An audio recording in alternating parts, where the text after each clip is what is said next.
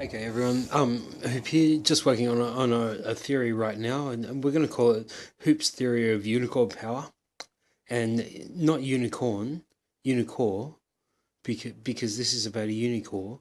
Um, so don't go around saying I'm talking about unicorn power, but in case a couple of times I accidentally say unicorn power, that was an accident.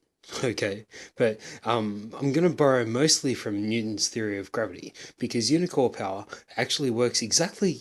It works in the same way that, for instance, different levels of atmosphere sit on top of each other. Unicorn power is just a lower level of gravity, so it's a slightly less tangible force, but it's present absolutely everywhere, and it does work on all bodies in the same way, and much in the same way that different air and gas flows are pretty much the same, and water flows the same as air. Well, unicorn power works the exact same way as gravity, just on a slightly less tangible way. So let's explore a little bit Are you going to stop it? Should we put it on theory first? of unicorn power. Stop it now. I'm sorry, did I say unicorn You're going to power? press the stop. I mean unicorn. You're going to press the stop. So, as its name suggests, unicorn power is centered around the core, or the core of the universe. Okay, it's basically the one core. It is the one core from which every other, from which the universe has expounded. The unicore is the power which was present at the Big Bang. It is the power which directs the stars and the planets in their correct motions, okay, in much the same way that gravity does, but it's to a lesser extent, because the unicorn power emanates from the core of the universe. So unicorn power is ever present. It was always there, and we can see in the movement of everything from where that emanation comes, from the core, from the middle of the universe, which is eons beyond our horizon, further than we can see.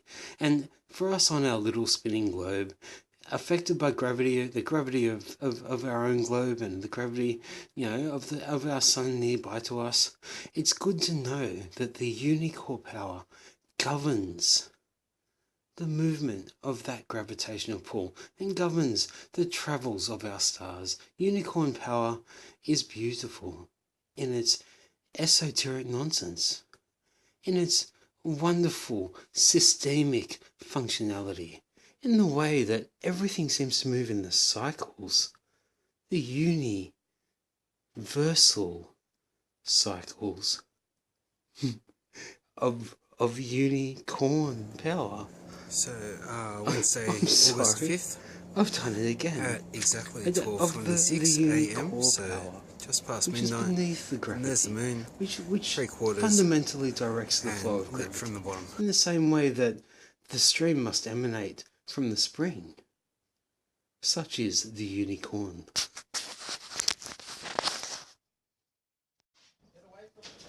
Okay, this is going to be a quick expose on unicorn neo-gravitational field physics. So the unicorn is based on, at the time of the Big Bang, there was a gravitational field, and when the Big Bang happened, all of this material sped out in its different directions from the initial gravitational force. Okay, and the best way I can explain this is like the starter cord to a lawnmower. When you pull that and it spins the motor, this is the initial unicorn gravitational force. It is what put these bodies in motion. It started them to spin. Okay, now as they sped out from that initial gravitational field, they gain their own momentum and they gain their own gravitational force. Okay, so as the Milky Way or the Sun or the Earth begins to spin, it gains its own momentum and its own force, and this is when the planetary systems basically sorted themselves out. Now, underlying that, okay, is the unicorn gravitational field, because it's the same as gravity.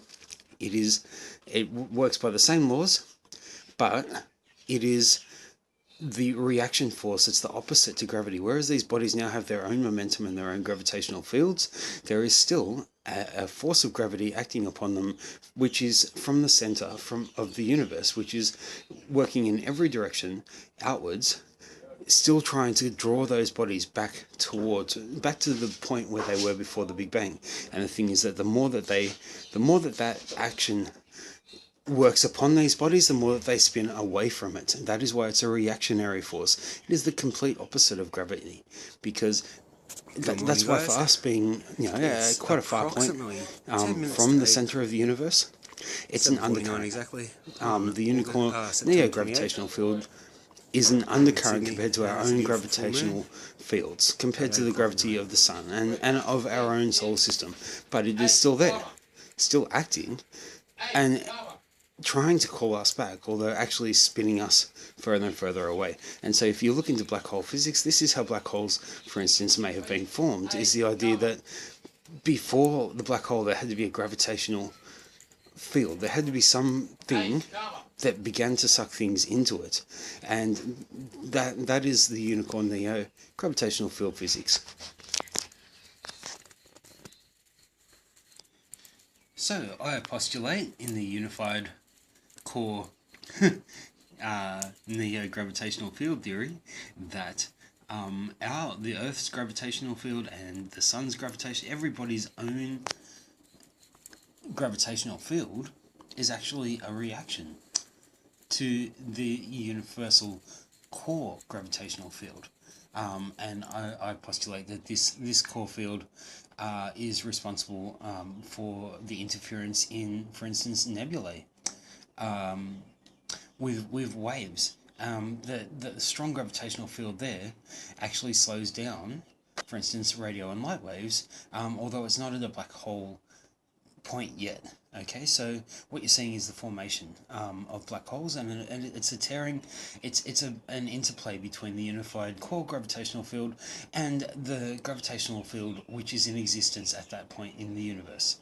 And so in the case of a nebula, where that gravitational field, where the field of a sun, for instance, has exploded, and the gravity has been spread out or dispersed, it now whereas before it had enough gravitational influence to be separated from the unified core, or to move in its own way, it now becomes it moves back into the motion of the unified core. So at the crux of this is, as an example, you take two binary suns and they're spinning around each other, and according to the unified core theory, then basically the two suns will swing closer and closer elliptically to each other until the gravity is such that it combines, until they smash into each other. Okay, and at the moment that they smash into each other, that gravity force is not lost, it is transferred.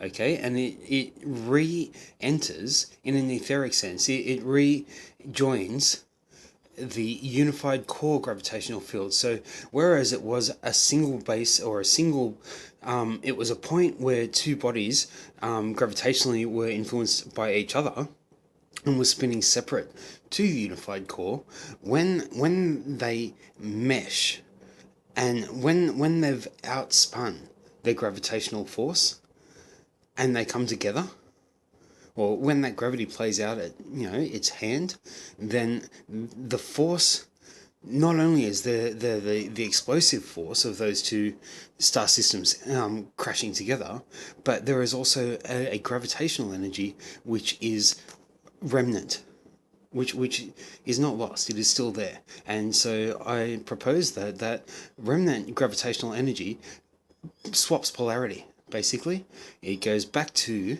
becoming part of the unified core again, and basically just meshes back in with the universe, as opposed to being its own gravitational field. This is how I propose that each gravitational field it's a reaction to the universal core, and it is limited in its ability to. So the sun, for instance, which spins as a result of the unified core, is limited in the ability. It can only spin for so long before its own gravitational force will draw it to something else, and it will return to the source. Okay. So two more points on that. The first one is that how does this differ from black hole quantum theory so far? And the answer to that is that, well, it doesn't. The only difference is that I postulate that black holes were formed in a slightly different way. They were formed earlier, depending on how close they are to the center of the universe, pardon me. And the black holes are not caused by the explosion or the implosion of stars, rather than flat. they are. Well, they are, History is not but not of stars that have come out from, that have begun an opposite rotation, basically. Once a body has begun its own gravitational field, then it is free. So in so much of the unified core, and so it's not responsible for the black hole. The black hole is what happens when a body cannot quite get enough momentum, cannot spin enough. Okay, so when you come to stars colliding against each other, they're not causing black holes. They are returning that gravitational energy to the gravitational ether. Black holes are formed where they're formed, basically. And on that note then, how would you measure this undercurrent of gravitational force? Well, it would be based on, okay, this is the Earth's own, because the Earth's own gravity is, so we could do it off the Earth. The Earth's own gravity is its spin and its weight, okay? And the Earth has enough gravity to, for instance, maintain the moon's orbit around us.